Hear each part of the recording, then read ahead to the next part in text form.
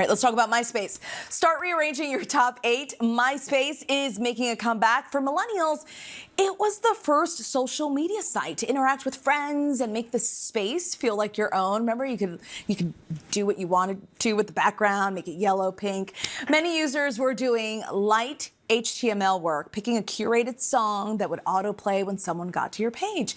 Now, the platform will have to appeal, of course, to a new generation, and ABC News contributor and Google fellow Mike Muse is here to talk more about it.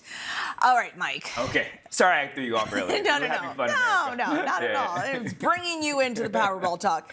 So owners Chris and Tim Vanderhook say they're waiting for the right moment to launch this site. What are your thoughts on that? Myspace, I mean, that is a throwback. It's a throwback. So, when we get ready to do the story, I was just casually talking to our colleagues in the hallway, and I didn't think there was much of an appetite for it to come back. But we have about 6 colleagues in the hallway who all wanted to come back. I was shocked by that. I'd like to know who those individuals are. Yeah, but they said that they are curious. One said they're curious for nostalgia. Yes. Another one said that he was never on MySpace, so he wants to come back to it just to see it. Another one said he has no interest in it all. And then the fourth one said that they want to come back. So those are 3/4 of the ABC hallway colleagues are usually coming back. What MySpace is saying is that they want to wait for the right time. And what I believe the right time for them is to figure out when is society interested in something new, something more personal. When you deal in social media right now, it doesn't feel as personal as it used to. It feels very much ad targeted and recommending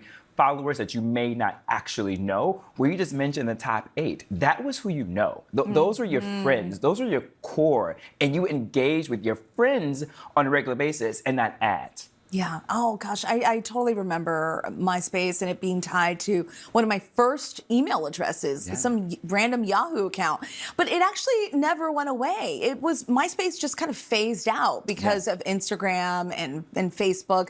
So what would they need to do to appeal to this younger generation? So that is what the challenge is going to be, because there is the idea of nostalgia for those who were on it. And then there's a curiosity for those who never got on it. But how do they get back into this crowded social media space? When they tried to come back recently, they came back as a music primary first streaming site. But when you have sites like Apple Music, Tidal, Spotify, and YouTube Music, is there really a need for another streaming music site when that's already your go-to site? And so then do they become back to the roots of what it was and more friend, who do you know? But then also, too, what made it so special was a customization aspect to what you're just saying, HTML. Everyone thought they were like amateur coders. But that doesn't work anymore because these platforms are already so ready-made for you that you just log in, create a handle, and the whole platform exists for you. People want to still be able to create. But how do you do that in this 2026 space? Do you allow the users the resources and tools to build? But then that gets into safety.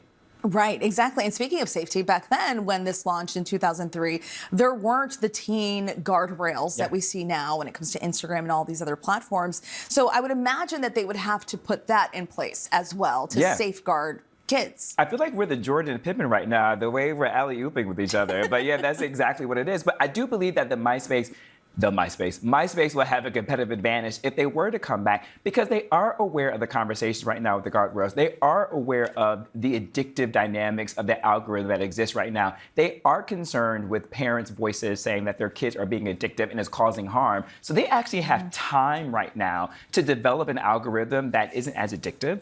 They have time to develop an algorithm that protects children's mental health and safety.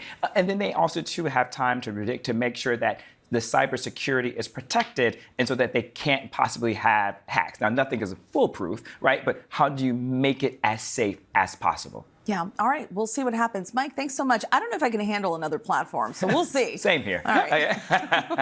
Thanks so much.